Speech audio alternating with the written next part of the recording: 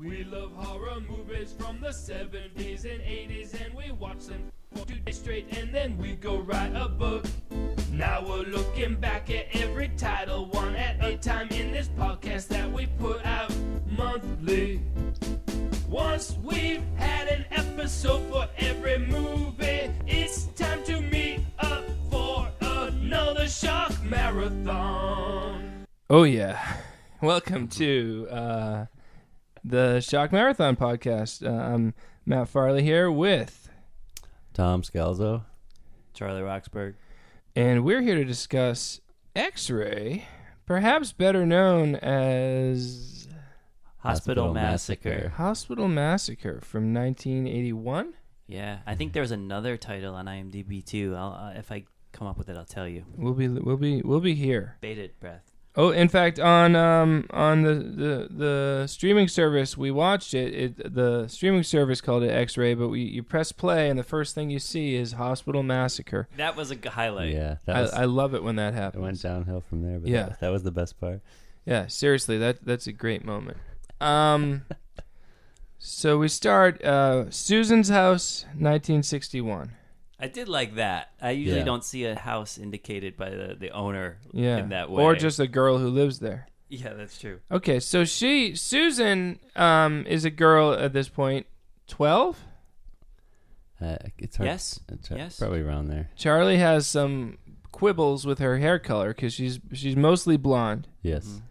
Mm-hmm. And when we meet adult Susan, she's full-blown brunette. Yeah, but you how can I? Assuaged. He assuaged my quibbles because you taught me about roots a little bit, but I don't know. I still feel some misgivings.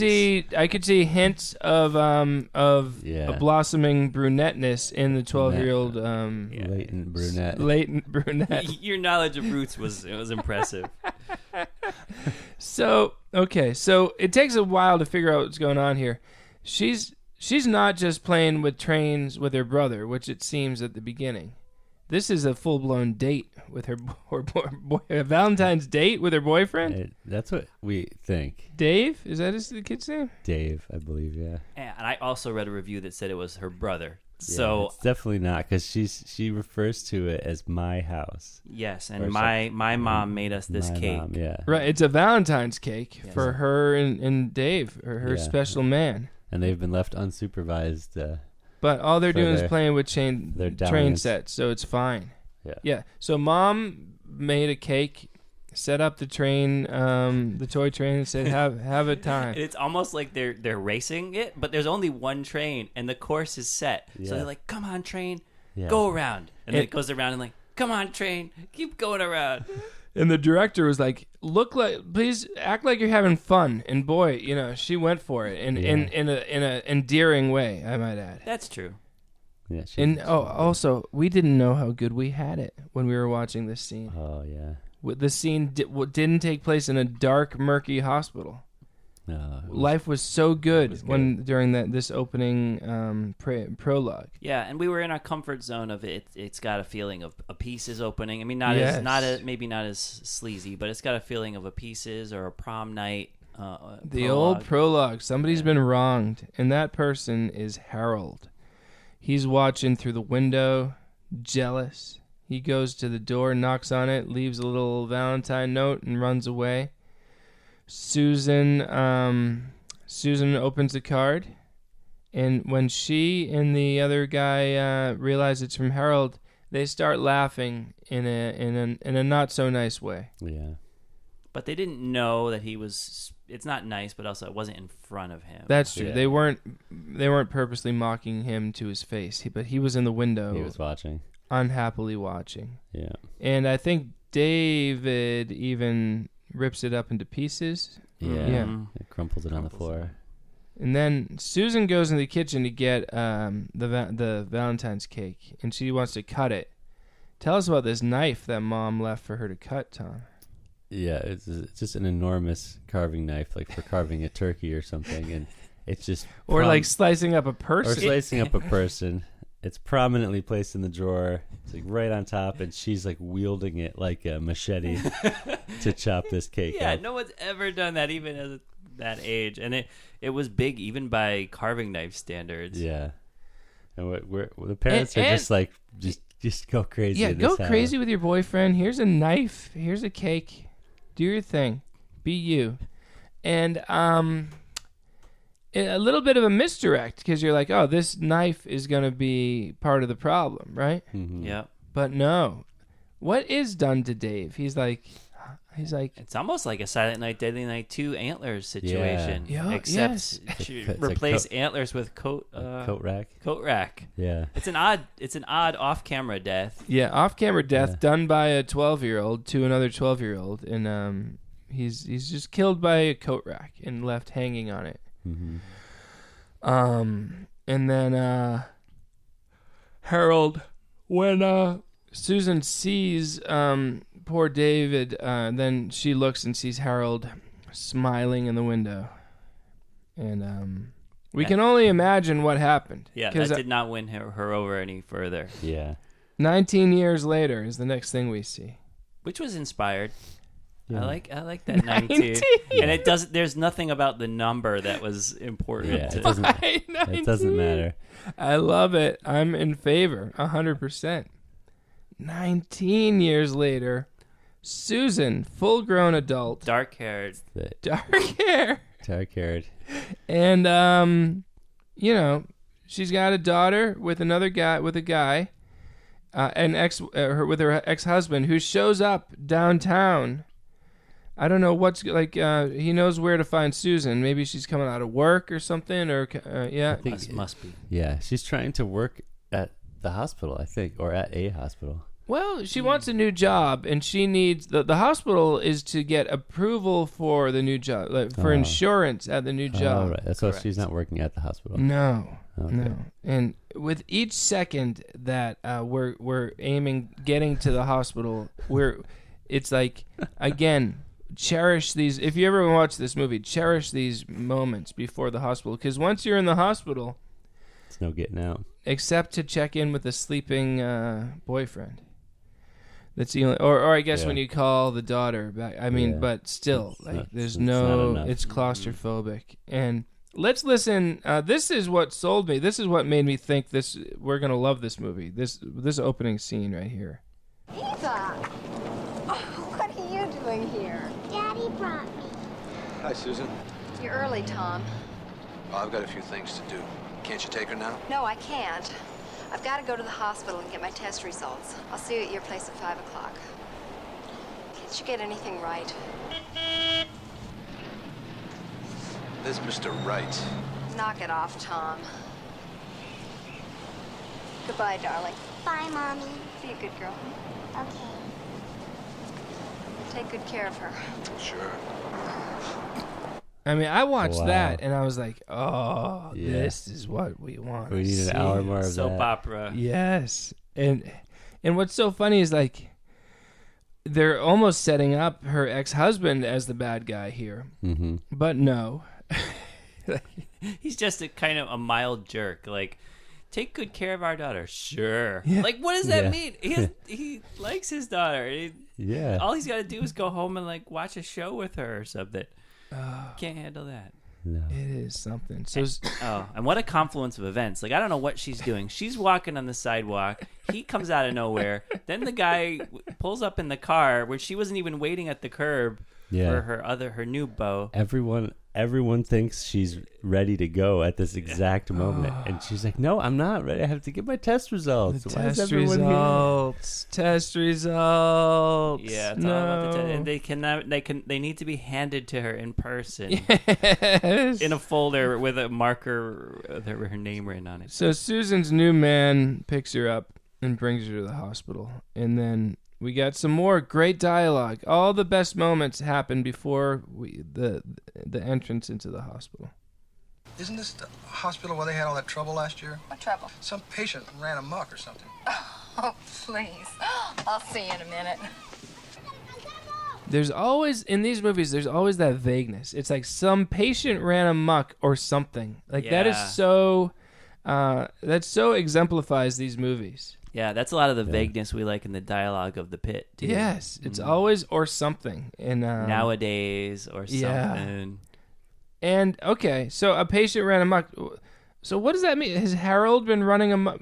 What is going on? That actually ends up meaning nothing, what he just said. Right, because do we ever even know? Look, obvious listeners, if you haven't seen this, obviously Harold is going to seek some kind of revenge. And his way of doing it is by becoming a doctor, or an intern at least, and gaining the trust of the doctors. For 19 years. Yeah, well, was he in jail for killing the kid when he was 12?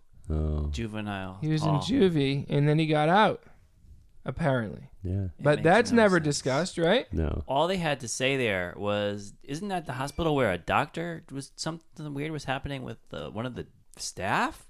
By saying that it's one of the patients is an unrelated craziness happening at the hospital. So weird. Yeah. So weird. So no one, bad. I don't think they thought it out. Maybe they just thought in horror movies, we don't really like horror movies. We've never made one before, but we just think that you're supposed to do this thing. Yes. With this foreshadowing. As she's going in, we see Harold in a surgical mask looking through the window maniacally. No, we see someone. We don't know who it is. Yeah, well, we'll know when it's over. That was Harold, right? Yeah, I guess so. There many a times they showed him in his mask, and it didn't look like the same guy. It doesn't even look like the same guy. I don't know what that is. Yeah. Then she goes in to speak with the receptionist, and there's a creepy handyman watching her every move. Just because. Just a total red herring. And it just shows, like, the attitude of the filmmakers, like, There's no nice characters. No.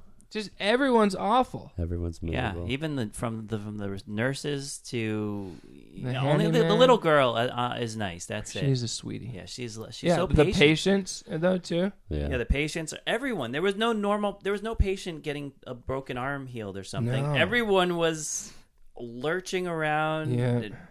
Highly troubled. In the elevator now, she's next to a guy. Is he bleeding? He's like half asleep and bleeding, it seems. But oh no, it's just that he has a messy ketchup-filled hamburger. And a fifth of whiskey in his... Yeah. And he's just wandering around the hospital. Yeah. Endlessly. We see him a few times throughout the movie, and it's unhappy every time. So there's a mix-up, guys. She pressed. In fact, you even noticed it. One of you were like, she pressed floor 9. She's supposed to go to floor 8, right? Mm-hmm. Yeah, Charlie pointed that out. Here's what happens up there. But the receptionist downstairs said the 8th floor. This is the 9th floor. You better get out of here, kiddo. You're gonna get yourself the louse. Sorry. It could be Radish. It sounded like Radish almost. Yeah, the delivery is bad. Yeah. It seems like they're going for some kind of comedy here. Yeah. Here's the thing. Yeah, tell us. She knows what floor she's supposed to be on. Right. The buttons work. Yeah. She gets in the door. There's a number 8 and there's a number 9. She pushes 9. It opens on 9, and then she says, "I'm supposed to be at 8." There is so little. For that mix-up to happen, they wanted the audience to learn that floor is getting fumigated for some reason. Yeah. But it's the most ham-fisted bit of movie making. Yeah, exactly. So that's just awful. The fumigation on the 9th floor. Why? I don't even know why. Is it just so they could have fog a lot? I think so. Meanwhile, we meet Dr. Jacobs, and frankly, at that point, we're like, wait, is that... Because she was blonde. Yeah. We're like, wait, is that Susan all grown up? Yes. And it wasn't. It was Dr. Jacobs. She's summoned to the 8th floor. And again, like, all these floors don't matter, but they're treated as if they do. Let me ask you one quick question. Yeah, does she have a line of dialogue?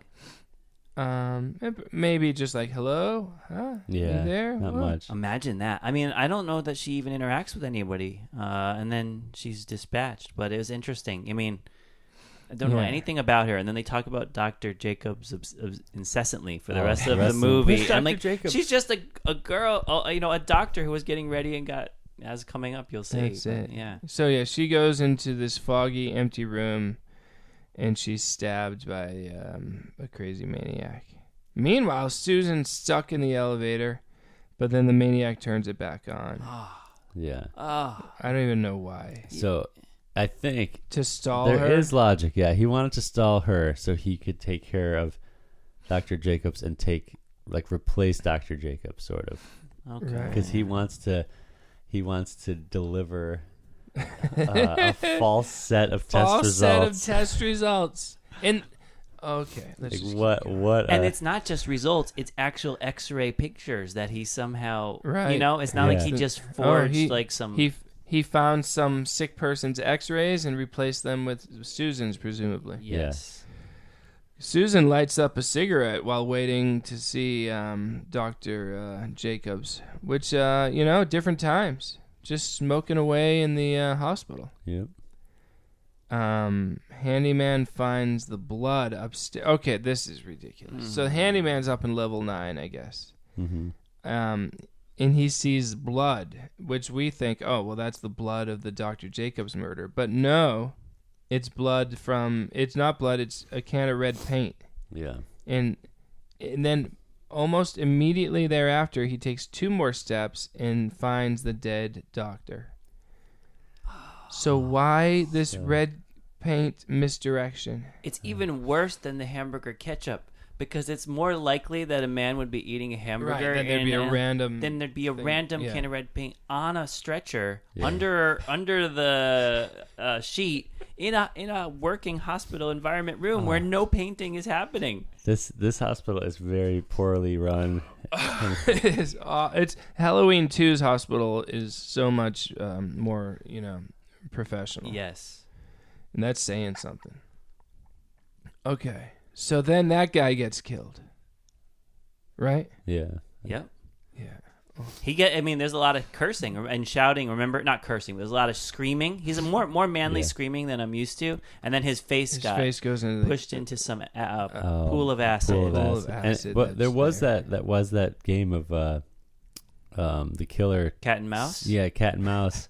It seems like he was trying not to kill him for a little bit. Like he was trying to get him to just go away and he had a soft spot for a fellow weirdo. Right? Yeah. He bumps into the masked killer and asks him for help, but the killer just departs the scene, only, like you said, only to then come back and kill him. Yeah. Mm-hmm. All right. Because remember, right after killing him with the acid, he's very upset. Yeah. He goes in the hallway and pounds the wall. Yeah. He's a reluctant his friend. serial killer. Susan calls her ex-husband, but he waits too long to answer it. Despite the daughter's pleas for him to answer it, and Susan gives up on that call. Oh, what a scene! It's probably not. It's probably not your mother.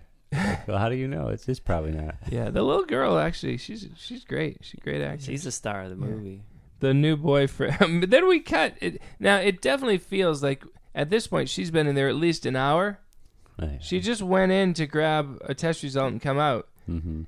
And we've forgotten about her boyfriend. Like I didn't even know he was waiting for her down there. I thought he was gonna go do some errands, but he's just in the parking lot sleeping away. Yep. And that was a great moment of perhaps unintentional comedy. I don't know. It was good though. Unintentional. Yeah. Yeah. Just and it's the preposterousness of it. It's like he would already be very curious what's going on here. And why not go check? Like it's a public building where you just go up to the front nurse's desk and just say, "Oh, I'm inquiring about this. Could you page her?" I don't buy that he's sleeping that soundly in that position. No, he's in front. He's in like the no loading zone, right in front of the building where you're not allowed to park, with the window open, and it's a hospital. Sirens coming in and out of there. Classic moment. Okay, so then an old guy with a walker walks up to Susan and gives her a weird look. She's wandering around the hallway, desperate for her test results. And then she sees another sick man in a bed. This is a theme of the movie where just over and over we see these like awful, grotesque other patients. Yeah. And who wants to look at that? Yeah, it's not believable as a regular hospital where you would just go get test results. No. Yeah. And the whole process, like, when you go to the hospital or anywhere, right, they might direct you to like a waiting room, and then that room directs you to the office, and then the doctor comes in. It's not like they just send you go on find it. Go find it. Go figure it out. Yeah. Have you looked in the doctor's lounge? Go in that employees only area and poke around in there. That's probably fine. That's what someone actually says. And so she does that, and in the doctor's lounge, she meets the nice, friendly Harry. Come on in. Isn't she in her office? No, she isn't. Well, I saw her around here a moment ago. Coffee? No, thank you. I'm Harry. Susan Jeremy. Jeremy. Didn't I see your name on a checkup result? That's why I'm here. Look, Harry, do you think you could get that result for me so I could be on my way and I wouldn't have to hang around here all day? Not without Dr. Jacobs' approval. Please? Okay, come on. That is a good moment. Yeah. That's okay. You got me. That's a moment of actual slight happiness for me as a viewer. You know. Yeah. I need just in like happy characters too. You know, both of them. Even though he's a maniac and faking it. We're gonna soon find out. Yeah, she's pouring on the charm. He's very pleased with himself. Dramatic pauses galore. Yeah, her delivery of those lines, very like. Oh yeah. Borderline robotic in all the best ways. You know. So yeah, that was a good time. So that guy brings her to Dr. Saxon. He's wearing a mask, which makes you think maybe he's the killer, but he's not going to be. And he's initially resistant to helping Susan until Harry whispers something to Dr. Saxon. Like Harry saw something in the results that he's like, you really need to look at this, right? But he's already switched the results. Right. Yeah, at this point. So that's already happened. And poor Susan, the doctor says he needs a second after looking at the X-ray. So I mean, this is. And the thing is, even like when it's clear that it seems like something bad's happening with the results, Susan pretty much handling it very, very well. Yeah, and just both the result and also the runaround she's getting. And I think that's part of this movie, maybe some supporters would say, is just part of the horror is the dealing with the bureaucracy and the runaround and like being trapped in this place. Because there's nothing more I want as a moviegoer to. But not what I want as a moviegoer. To suffer the bureaucracy. Like, like the thing that you don't want to experience in life. Let's make a movie of someone experiencing that in the most mundane way. Let's do that. Sounds like something we would do, though. Can we get this paper co-signed? Yeah, let's go get a co-signature to release the results. So then Susan makes another call back home. This time the daughter answers and says Dad went out for a little while. And Susan's upset about that. But, I mean, that leads leads nowhere. He goes out and he comes back. Yeah. It's fine. Whatever. Then two nurses ask her to come see them with Dr. Saxon. And now we're going to listen to a little moment here. Dr. Martin to admission. Dr. Martin to admission.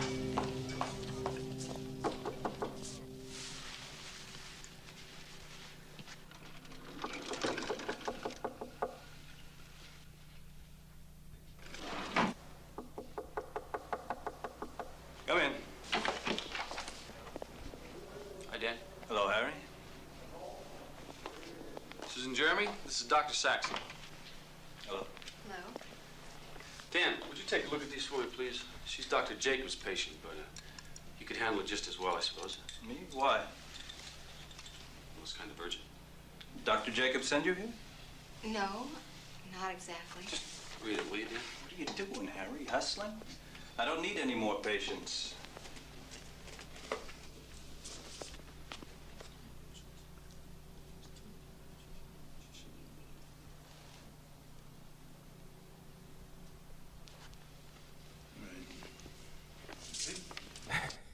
Wow. So they're in there. Harry was whispering something, and that alerted the doctor, like, "Oh, this is serious."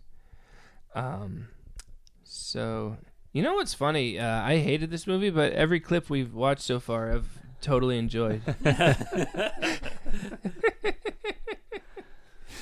that was a great scene. Okay, so now, like I said, everyone but the daughter and the main character are awful. So this doctor, Dr. Saxon, I think it is, right? Yep. Mm-hmm. He decides that he needs her to disrobe for a checkup, and it's very sleazy and gross. Where he's examining her on the table, and it's just pure grossness and lewdness, I would say. Yeah, it's very wrong, and it's like we had mentioned, it's another example of just other weirdness or pointless crazy people or bad people in the hospital, unrelated to what we're dealing with here. Yeah, unrelated to any deeper theme or meaning or mystery. It just, and these movies do that a lot. They're like, well, it's a horror movie, so everything that happens should be horrific, when in fact you need a little of the yin and the yang. Yeah, you have to have some normal characters and some normal situations. Like everything doesn't have to be creepy and ominous. And that gives the horror more import. Yeah. Import? Sure. Yeah. Impact also. Okay. This is not your playful like romp of a horror movie if you're having a party, because this is these are uncomfortable moments, and it's like really wrong what's happening here. Where if it's just a Slumber Party Massacre 3 party or something, so much different. Yeah, it's just fun. This is like not wrong. Fun. Not fun. And like if this was actually the killer, like that's why he might have sent the nurses away, right? But he's not the killer. So like you would never send the nurses away. Like you'd always want someone else in the room if you're doing an exam, right? It doesn't make any sense. And it's so film schooly the way they light it too. They're trying to show off with, there's light over here, and the hospital is so dark, and the way there's multiple times in this movie where it's real fake and show offy with the cinematography, and it's all indoors and it's all dark, and it's rough. Oh. So meanwhile, during this examination, Hal, we learn his name is Hal. He's the guy who was eating the hamburger on the elevator. He's peering through the window watching, and then he gets shooed away by a nurse and immediately returns as soon as the nurse leaves. Then the doctor gives her an injection, right? And nothing comes from that either. Nothing comes of it. Yeah. Just to show needles. I kind of looked away. I forget if it was drawing blood or an injection, but I looked away. I think it was an injection. Was it? Okay. Tom? Yeah. I think it was an injection too. Then after that, a nurse shows her to her room. Then we cut back to the daughter and the dad kissing her goodnight. Dad's come home. But that's not even, Susan's not even aware of that, right? We don't learn that through a phone call. We just see it. We just see it, yeah. And she's just sleeping on the couch. They have like one half a room set. Yeah. Well, hey, we've been there. Okay, now a nurse is typing up some information. And Harold tells... Also named Susan. She's Susie, oh, right? Oh, no. Susie. Her name's Susie, too. Of all the... Don't do that. You can name her anything. Even the actor on the set would be, wait, my name's Susan, too. What if we call her Janet? Is that okay? So what happened? He kills her. He kills her, and he replaces her notes with his own notes. Replaces the notes. So this is so ridiculous. Like, this is... What is his plan? He just really wants her he's to... He's like, so this is it. I gave her Valentine 19 years ago. I spied on her laughing about it with her boyfriend. And now I'm going to get her back by trapping her in a hospital for as long as possible. That's it. And making her think she's sick. Okay. No. Even though she connection. never really believes that she's sick. Yeah, she's just bland. She's just mildly annoyed, basically. Yes. And as part of the plan, he has to kill anyone who interacts with the fake results. Yes. Because otherwise, after just a few hours, I would imagine they would run results again and say, well, they just did. Yeah, they would say, "Oh, you're fine." Yeah. Oh my God. So then, and then the nurse's friend comes back and finds the dead nurse, and then she goes to the killer for help, so he kills her. Which is a similar situation to what happened on the 9th floor earlier, right? Yeah. Yes, he likes to just stash the body in the locker and move on. And then wait for someone to find it and then kill that person when they come to him for help. Yeah, okay. But if you think he would do a better job hiding, right? Because he doesn't want people to find the bodies because then they think something's wrong. There's an entire hospital, including a wing that's abandoned and fumigated right now, where he could dump everybody. Yes. If he did, that would explain the need to have the 9th floor, right? That could be his like they make ground. the 9th floor seem so important. A lot of things are made to seem important, only to be just like, oh yeah, we don't know why we did that. Okay, doctors tell Susan that she'll have to stay for a while. There's some discrepancies in the test. They'll have to keep her for a few days. Let's listen to some dialogue. Serious? No. It's nothing. All right, we got to back that up a little bit because this is the highlight. This is some good stuff. To keep you under observation for a few days. Is it serious? No. It's nothing. You can tell me the truth. Is it serious?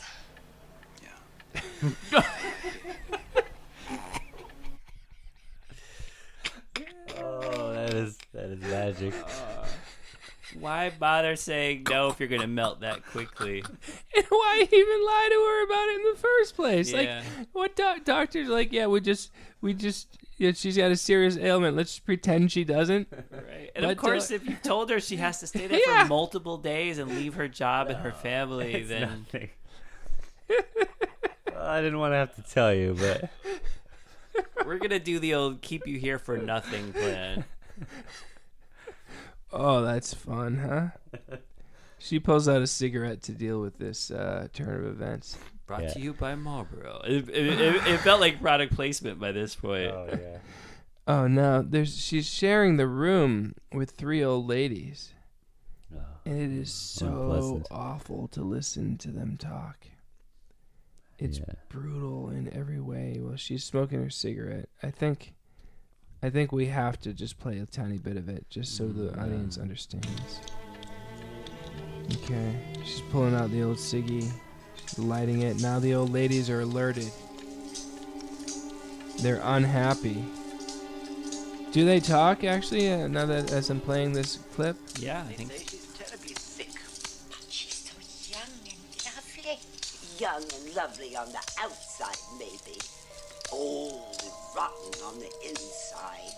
Putrid and foul. Okay, why? So, all the patients are awful too, it turns out. Yeah, it's the hospital of awfulness. Yeah, that's a good title. All right.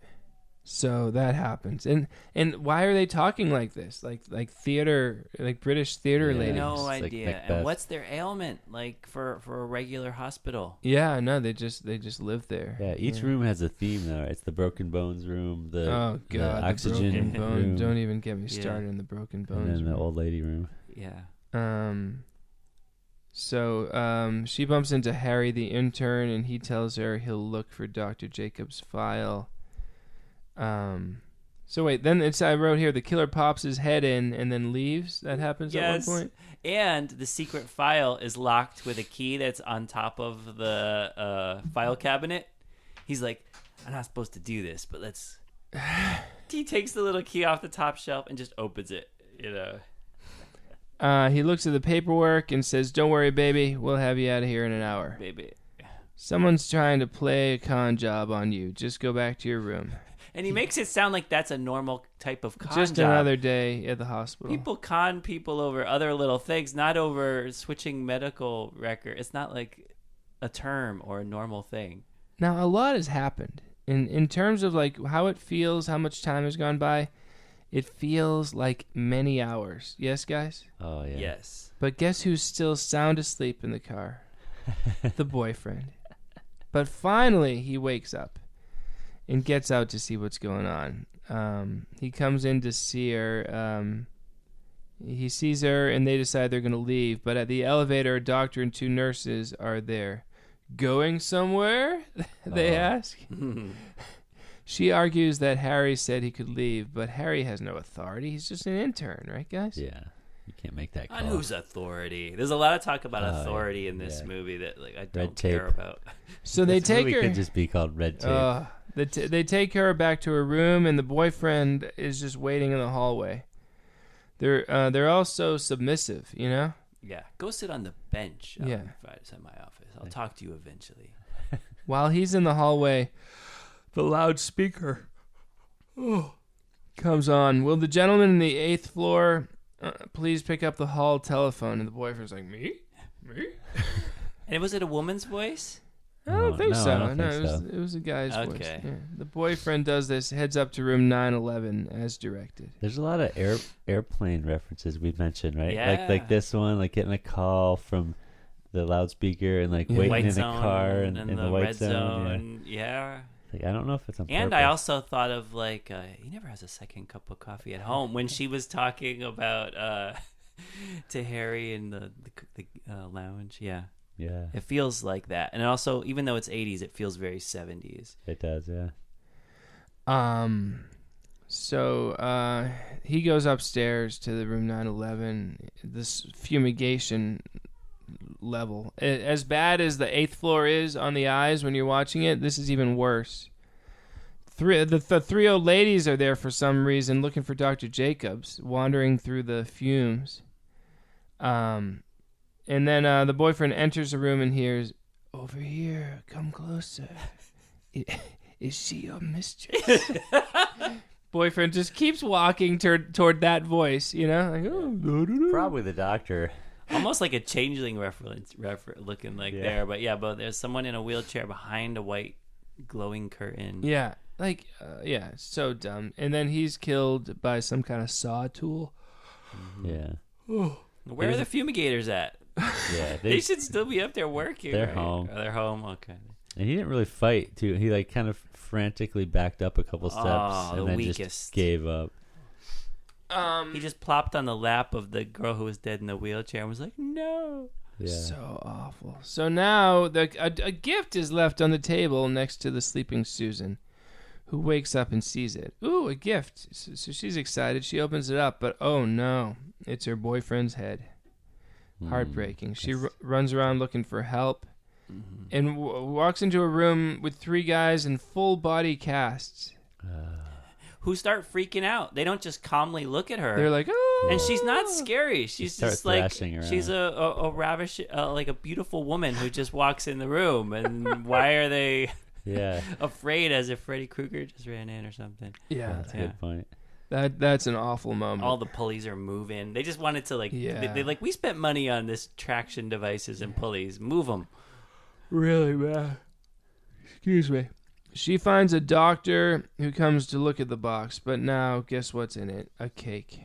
And get this. Yeah. The cake matches the one it's from the when she cake was from 19 years kid. ago. And get this. Harold didn't even see that cake because he was killing the...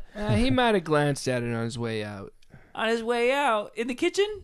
Yeah. That's a good point. I don't think he saw it. I think he even got the icing right. How about this? Yeah. Does she note the similarity in the cakes? I don't know if she noticed. She doesn't notice. Yeah, it's been 19 years, right. I guess. But I mean, that cake probably is imprinted on her mind. After all, it's what she was cutting right before Dave died. Could be. Did the killer make the cake, or did he store buy it? Well, and then did he know she was coming on this day, so he prepared the cake? Or well, it's Valentine's Day. Oh, it's Valentine's. Maybe he does this every year on the hopes that she comes in for test results. On a Valentine's Day. Oh my God. If she got a promotion. In the previous year, she came in for test results 2 days before Valentine's Day, and he was like, darn it all. He probably just put the cake in the break room and said, "Free, take a slice." Yeah, every year. Every year. So clearly the thing to do is for the nurse to give her a sedative pill. And of course, Charlie, the thing to do. The classic trick of put the pill in your mouth and then just wait until the nurse leaves the room. She doesn't check in their mouth. She removes it, and we as audience members, I think, are supposed to think like, "Oh, she is our hero. She is clever, and she's taking care of business." Oh my God. She's as close as we have to a hero. I mean, she is our hero, but we hate her. Yeah, it's kind of like it's a very simplistic trick. If you just kind of have cursory knowledge of what happens in these movies, you do that kind of thing. Yeah, and in reality, they would give her a shot. Or and also check her mouth maybe if they were under orders to make sure she took it. Yeah. They did give her a shot too, though. Yeah, but the shot had no did nothing. effect. What? The We shot don't did even know not- what it yeah. was for. She got 2 shots. Yeah. She's invincible. Maybe She- a vitamin D shot. Or... Yeah. She goes down the hall, is pursued by the bad guy. He's got some kind of axe. She drops her... Oh, okay, so she's hiding, and she drops her lighter. And she's like, I gotta get the lighter, because if he sees the lighter, I guess he's gonna know I'm here. Why are you fiddling with your lighter while you're hiding? Okay, and so then, like, there's this supposedly dramatic moment where, like, she uses her foot to, like, kick the lighter away from where his foot is. And her foot is inches from his, and it feels completely unlikely that he would not see her. Oh, Yeah. she's making more noise and attraction to the thing on Yeah, the floor. just leave it on the floor. It's fine. Oh, and her hiding space is barely a hiding place. Just it's like behind the changing wall. Which isn't tall enough to hide her. Her Right. feet are visible, and he's 4.5 inches away. Yes. Yeah. Now the doctors are locking her up on her bed, strapping her down. They don't believe her. They don't believe her. What's wrong with everybody in this hospital? She asks. I mean, good question. Good question. I love. To go back before her boyfriend got killed, when she was trying to get out with him, and he's like, "Do we have to sign you out?" He was very by the book. He's still worried about the formalities, and she's like, "They're trying to keep me here against my will." I didn't even sign in, so I am leaving this. That's a good line. This crazy murder hospital without signing the book. Oh, rebel. Yeah. And to all the listeners out there, look, if you're in this situation, just get out, okay?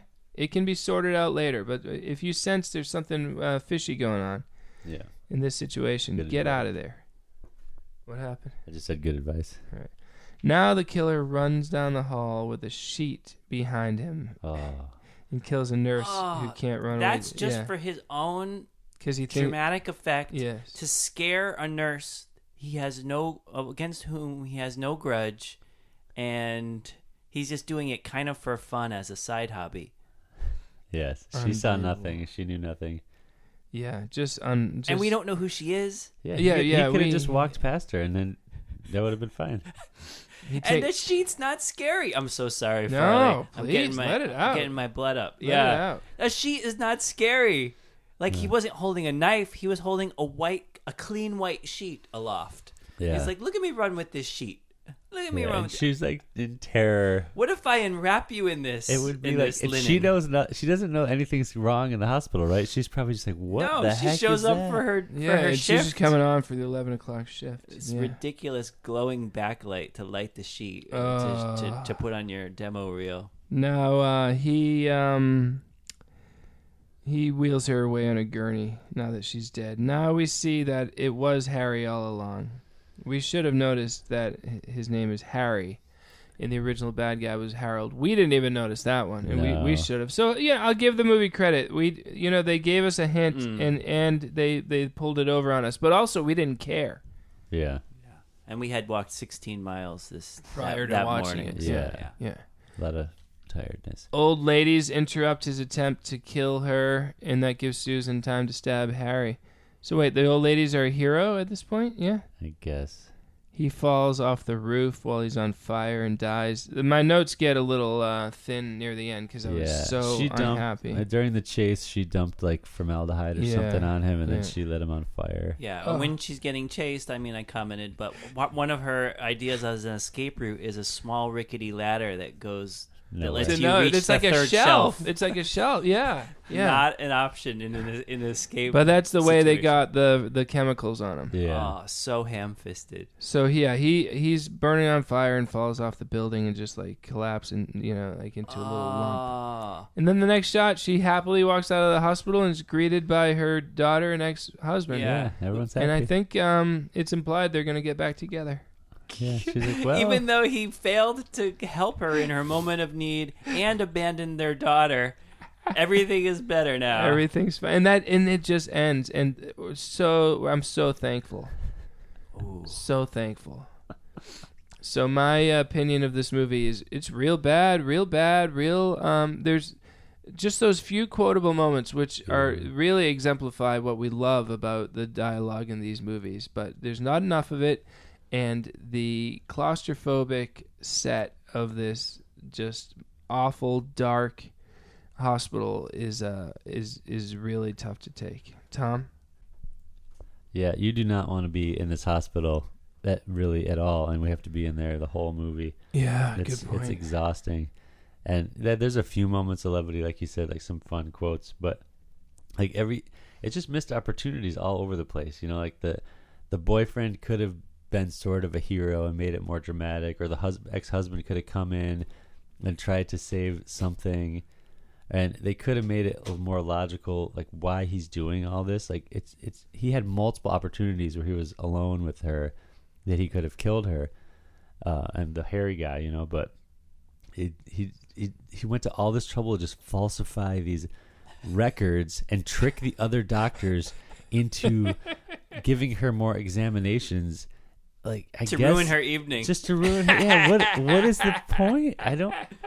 He finally gets her alone. Like he's gonna cut her heart out or something. And that's so unrelated to like the initial slight. You know, like, okay, like she ripped up a Valentine, and he's like, well, I'll show you. I'm gonna put you through a bureaucratic nightmare. You know. Can I ask you guys a question too? Does she realize it's that Harold? Is it explicit? Oh yeah, I don't think she does eventually. I think she does when she's on the table at the end. Yeah, but it's a huge moment, and it doesn't really hit home. And I think her level of fear there and everything would be the same if it were a guy she knew or didn't know. Yeah. I mean, like, oh, that's a good point. Yeah. But if there was something where he had the cake and was like, "Remember this? This cake should have been for us," or if he recreated the Valentine and said, "This one you won't rip up," and like gave it to her again. Yeah. It's his whole plan. Half-hearted, so little energy went into it. Your review? Yeah, I mean the whole plan. Charlie? The whole plan of the killer is designed to give her humiliation and pain, but a lot of it is just like, I don't even know if he was going to see her experiencing that pain. His plan is so convoluted. So it was, like you guys said, it was a little hard to watch. Few moments of levity. It's the kind of thing, if you're watching 20 movies, it's one of the duds that you hit in the 20, but it's not the kind that you put on, like, if you get to watch one movie with your friends. A shame. Yeah, this is the one. And it's all my fault. It was my idea. I would say it's not even some movies you watch, you'd be like, well, if you watch it with a big group, it would play good. No. This isn't that. Worse. There's not enough. There's not enough fun in it. Not any fun, really.